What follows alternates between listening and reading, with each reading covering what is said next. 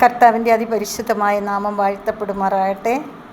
പ്രിയപ്പെട്ടവർ, ഇന്ന് 107 സങ്കീർത്തനം അതിൻ്റെ 1 മുതൽ 8 വരെയുള്ള വാക്യങ്ങളാണ് നിങ്ങൾക്കായി സമർപ്പിക്കുന്നത്.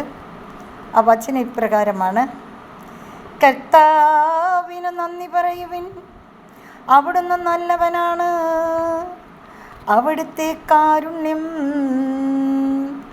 എന്നേക്കും നിലനിൽക്കുന്നു. കർത്താവിനാൽ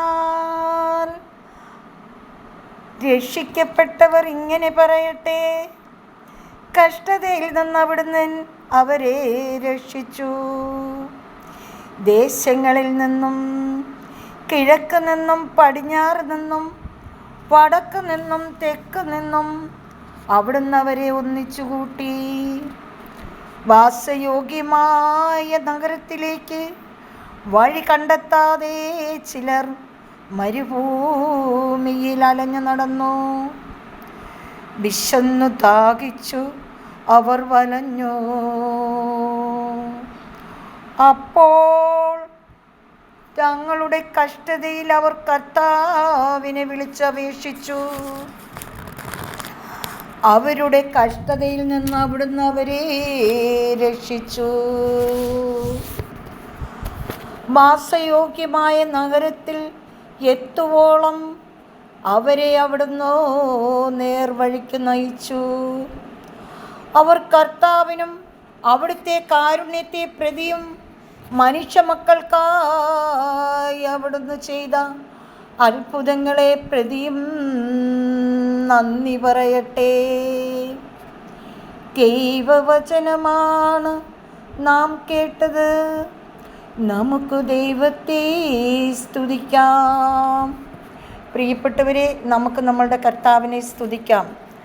അതിരുകളും അളവുകളും ഇല്ലാതെ നമ്മെ സ്നേഹിക്കുന്ന നമ്മളുടെ സ്വർഗീയ പിതാവിനെ നമുക്ക് സ്തുതിക്കാം. പ്രിയപ്പെട്ടവരെ, നമുക്ക് ദൈവത്തോടൊപ്പമായിരിക്കാം. ഇന്ന് ദൈവമക്കൾക്കെതിരായി പിറുപിറുക്കുന്ന അനേകർ ഈ ഭൂമിയിലുണ്ട്. എന്നാൽ അവയൊന്നും നമ്മൾ കണക്കിലെടുക്കരുത്. നമ്മൾ യേശുവിൻ്റെ പൊന്മുഖത്തേക്ക് മാത്രം നോക്കണം. പ്രിയപ്പെട്ടവരെ, നമ്മൾ അറിഞ്ഞും അറിയാതെയും നമ്മളിലേക്ക് ഒരുപാട് തിന്മകളൊക്കെയും പറഞ്ഞ് പ്രചരിപ്പിക്കുന്ന ഒരുപാട് വ്യക്തി ജീവിതങ്ങൾ ഇന്ന് ഈ ഭൂമിയിൽ തലപൊക്കിയിട്ടുണ്ട്. അവയൊന്നും നമ്മൾ കണക്കിലെടുക്കരുത്. നമ്മൾ എന്ത് ചെയ്യണം? നമ്മൾ അവിടുത്തെ നോക്കണം. അപ്പോഴാണ് നമ്മൾ പ്രകാശിതരാകുന്നത്. ഹല്ലേലൂയ. കർത്താവിനെ നോക്കുന്ന ഓരോ വ്യക്തി ജീവിതങ്ങളും പ്രകാശത്തിലേക്ക് വരും.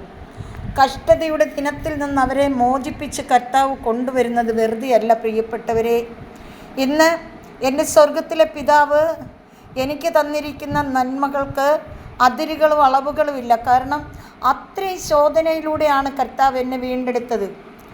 ഞാൻ ഈ അനുഭവിച്ച ദുഃഖങ്ങളും ദുരിതങ്ങളും ഒക്കെ ഓർത്താൽ എൻ്റെ സഹോദരങ്ങളെ, ഇന്നെനിക്ക് ഈ ഭൂമിയിൽ ജീവിക്കുവാൻ ഒരു അർഹതയില്ലാത്ത ഒരു വ്യക്തിയാണ് ഞാൻ അത്രമാത്രം ദുരിതം അനുഭവിച്ചിട്ടുണ്ട്. പക്ഷേ ആ ദുരിതങ്ങളെല്ലാം എനിക്ക് ഉപകാരമായി മാറി. Hallelujah, hallelujah. പരിശുദ്ധനായ ദൈവത്തിൻ്റെ സ്വർഗീയ കരം ഞാൻ പിടിച്ചപ്പോൾ, ആ കരത്തിൽ ഞാൻ അഭയം തേടിയപ്പോൾ എന്നെ എത്ര മനോഹരമായി എൻ്റെ കർത്താവ് ഉള്ളം കയ്യിൽ കൊണ്ട് നടക്കുന്നു.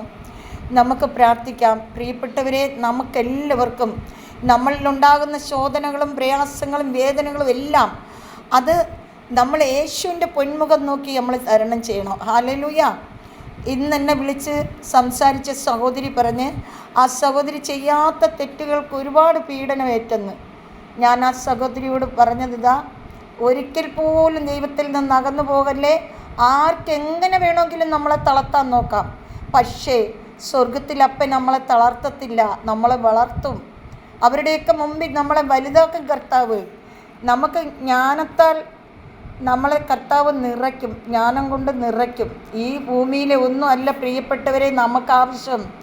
നമുക്ക് സ്വർഗത്തിൽ അപ്പച്ചൻ്റെ സ്വർഗീയ മന്ദിരത്തിൽ നമുക്ക് എത്തിച്ചേരാൻ പറ്റുമോ എന്ന് മാത്രം നമ്മൾ അന്വേഷിക്ക്.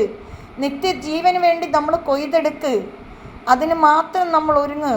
ഈ ലോകത്തിലുള്ളതെല്ലാം ഇവിടെ വിട്ടുകളഞ്ഞിട്ട് പോകും. നമുക്ക് വേണ്ടത് ദൈവരാജ്യമാണ്. ഹല്ലേലൂയ. സർവശക്തനും നീതിമാനുമായ സ്വർഗീയ പിതാവ് നിങ്ങളെ എല്ലാം സമൃദ്ധമായി അനുഗ്രഹിക്കട്ടെ എന്ന് പ്രാർത്ഥിക്കുന്നു.